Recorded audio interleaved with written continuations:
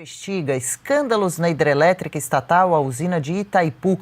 A edição desta semana da Revista Oeste traz uma matéria especial de capa de Silvio Navarro, o jornalista que nos atende agora. Conta um pouco do que descobriu, que anda acontecendo pelas nossas costas, na fronteira do Brasil com o Paraguai. Silvio, tudo bem? Legal finalmente recebê-lo aqui em Oeste com Elas. O que você conta pra gente? Muito bom dia.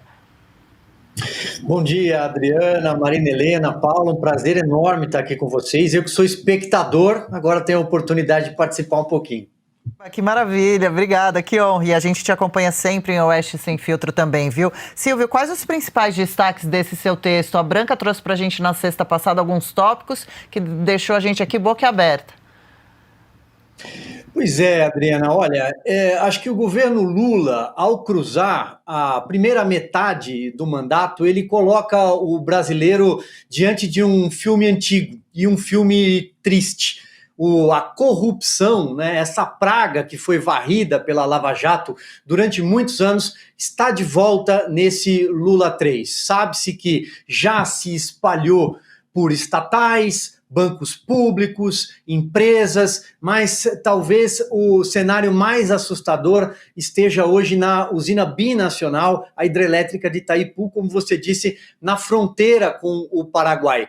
É uma usina, aliás, a segunda maior do planeta, né? Só fica atrás da usina de Três Gargantas, na China, uma usina que é brasileira, paraguaia, mas infelizmente ela é petista paraguaia. O PT, e não é a primeira vez que isso acontece, aparelha o Conselho de Administração. Hoje, as cadeiras são ocupadas por ministros de Lula e, pasmem, pela secretária de Finanças do PT, de novo repetindo um filme antigo, porque o senhor Vacari, aquele que tinha o apelido de Pichuleco na Lava Jato, também já teve assento em Itaipu.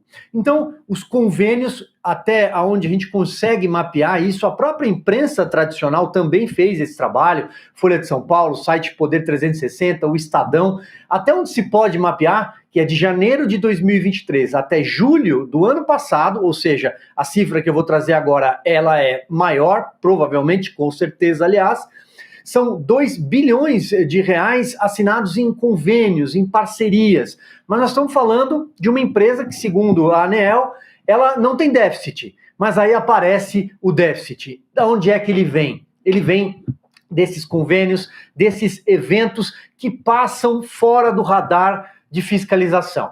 Desde 2020, quando o Supremo Tribunal Federal ratificou essa zona cinzenta de atuação de Itaipu, ninguém fiscaliza contratos.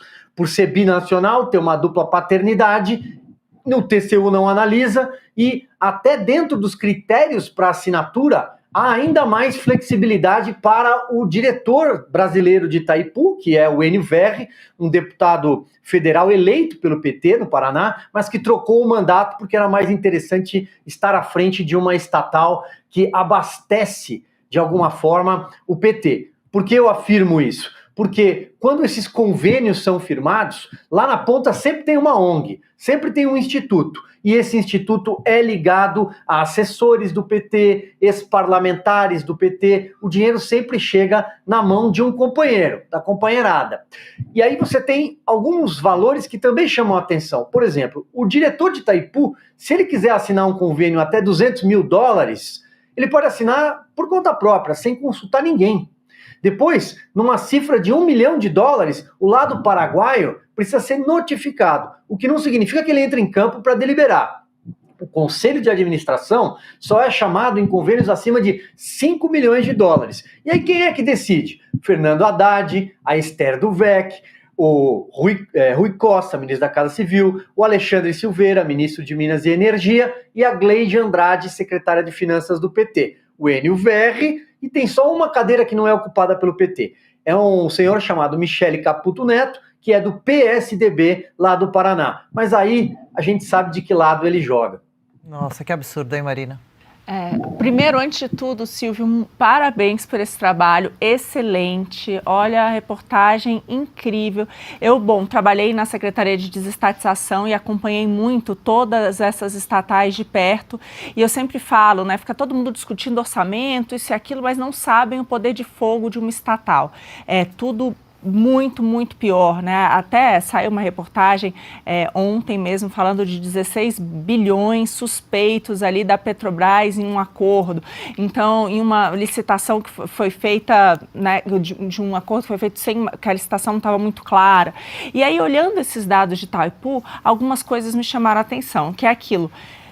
Uma coisa é quando a estatal ainda tem alguma fiscalização do TCU. E olha, quando eu estava lá, tinha uma reclamação muito grande dos próprios servidores do TCU de que era muito difícil fiscalizar uma estatal, de que eles não tinham ingerência, eles pediam algumas informações e não tinham respostas. Então, eles cobravam a gente dentro do Ministério para que possamos cobrar as estatais. Eles notificavam lá, notificavam o ministro, o secretário, para conseguir obter isso, porque eles não tinham esse acesso. Agora, eu fico imaginando, nesse caso de Itaipu, quando não tem fiscalização, que é isso, né? Por ser binacional, ela não tem fiscalização do TCU, o STF diz que não pode ver também, ou seja, está completamente jogada ali para aquele antro do PT para fazer esses acordos. Outra coisa que me chamou a atenção é que você olhando o balanço da empresa, metade de todos os gastos, a gente está falando de quase 9 bilhões de reais, estão lá numa rubrica outros, assim, sem nenhum tipo de fiscalização, metade de outro orçamento. Então, isso aqui é daqueles casos para deixar a gente de cabelo em pé. Então, eu queria que, realmente, parabéns pela sua reportagem, porque a gente precisa saber, o brasileiro precisa estar atento a isso. Agora, é isso, como é que pode uma estatal não ter fiscalização? É verdade. É verdade, é exatamente esse ponto que você trouxe. Tem uma espécie de um orçamento secreto, para usar o jargão que a imprensa tradicional utilizava em relação ao Congresso Nacional, as emendas com pouca transparência.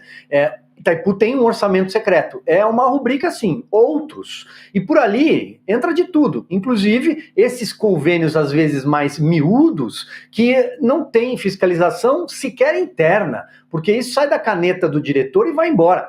Dá para trazer aqui alguns exemplos, por exemplo, que surgiram nos últimos meses. Tem um programa assinado com um desses institutos, essas ONGs, chama-se, relacionado àquela CUFA, né? É Vida na Favela. Então, o programa é nobre.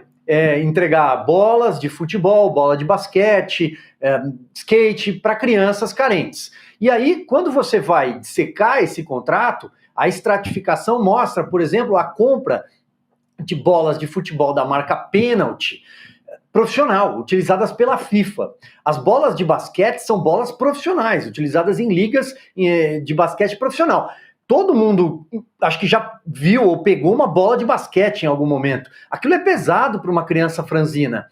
Vai machucar, a criança não vai utilizar. E as imagens do programa, as fotos, quando eles mostram a criança brincando, não são aquelas bolas que constam dos contratos. É claro que se trata de superfaturamento.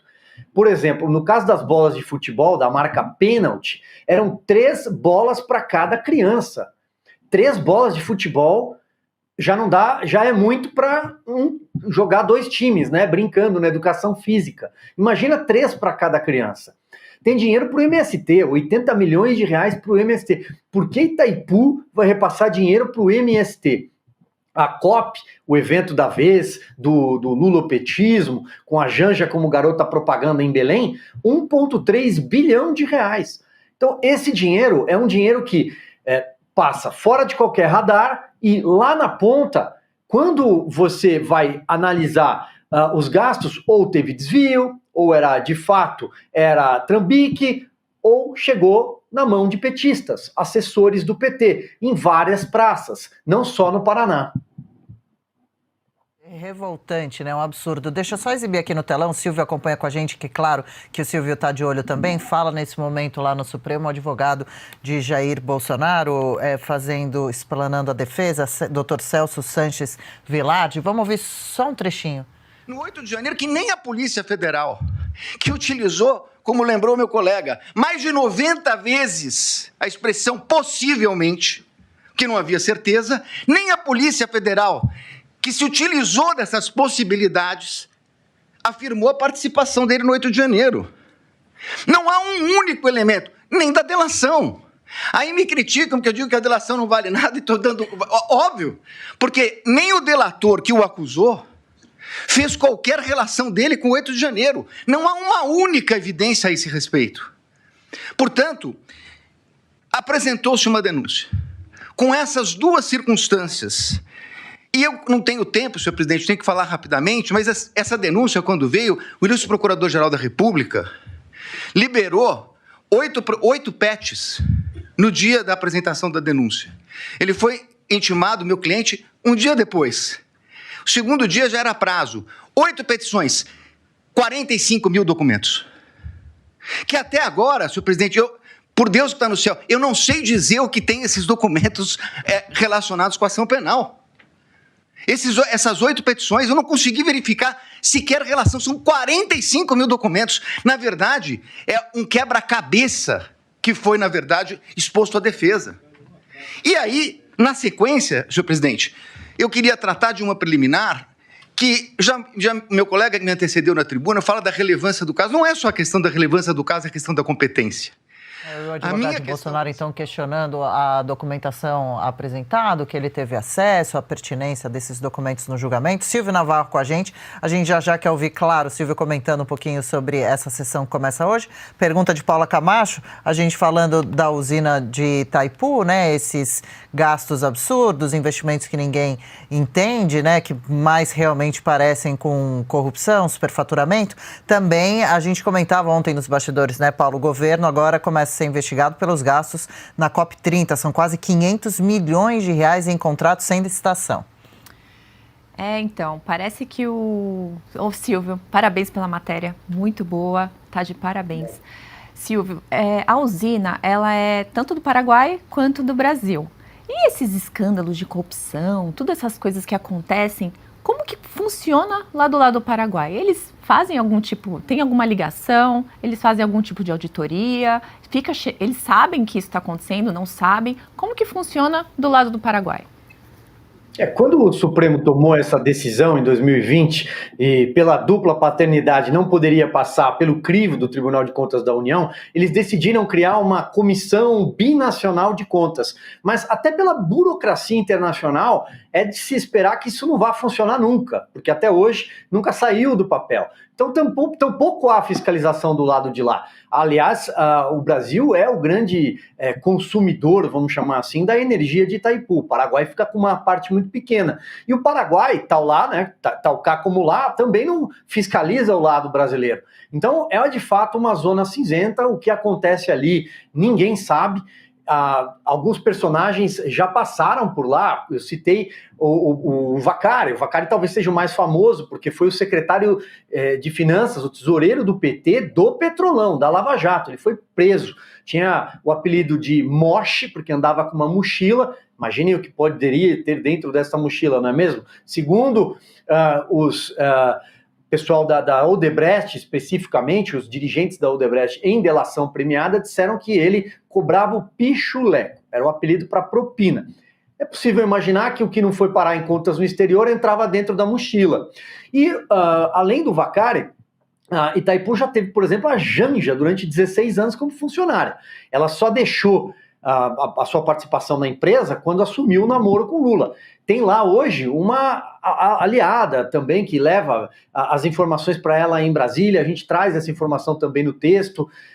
Enfim, respondendo de uma forma muito objetiva a sua pergunta, o Paraguai não fiscaliza porque tampouco tem essa responsabilidade e essa comissão binacional nunca existiu.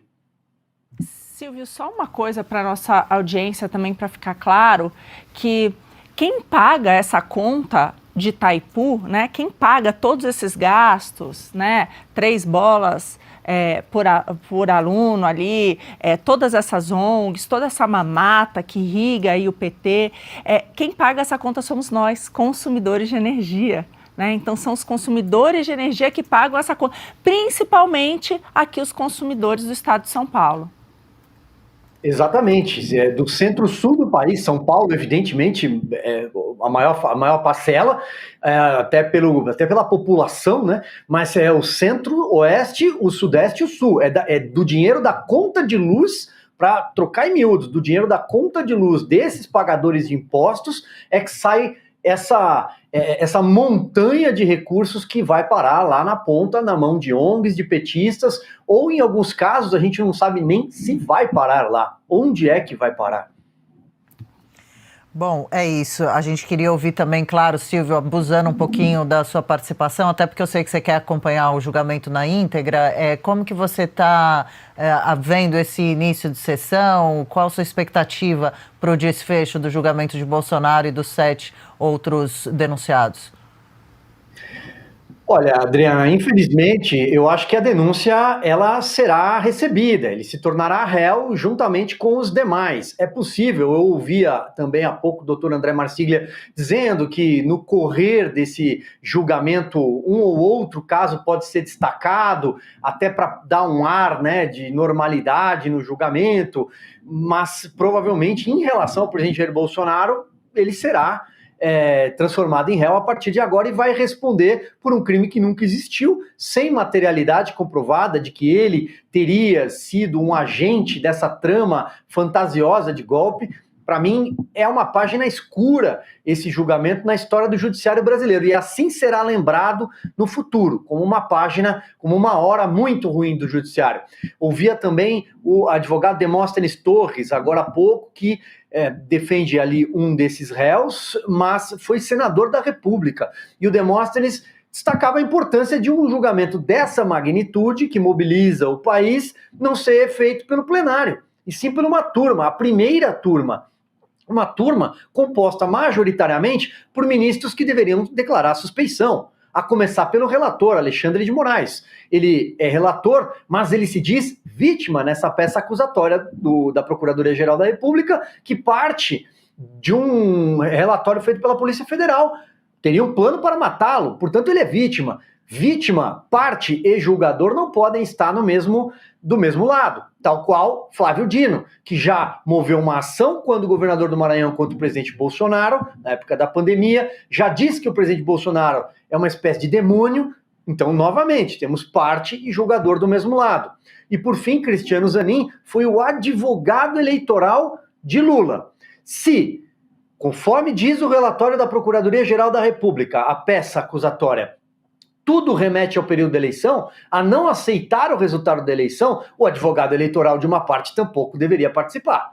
Então, é tudo muito ruim o que a gente assiste, o tumulto inicial eu acho que faz parte pelo calor, pela comoção que ele implica, é só o primeiro passo, mas também em comparação a julgamentos, e finalizo aqui, Adriana, por conta até do seu horário, esse julgamento, ele corre com uma celeridade muito maior do que outras ações. Vou citar só a ação penal 470 do Mensalão, lá de 2012, uma ação que teve 138 dias corridos, 53 sessões. Agora, nós temos tudo isso acontecendo de uma maneira célere, feita por turma, inclusive com votos depositados no sistema.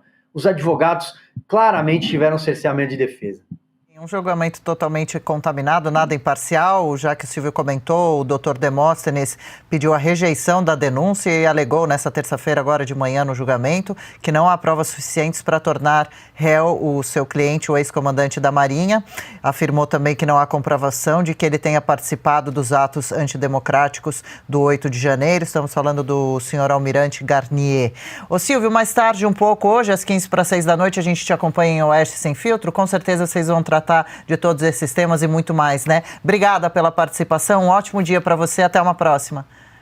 Obrigado, Adriana, adoro o programa de vocês, boa sorte. Que legal saber, muito obrigada, Silvio.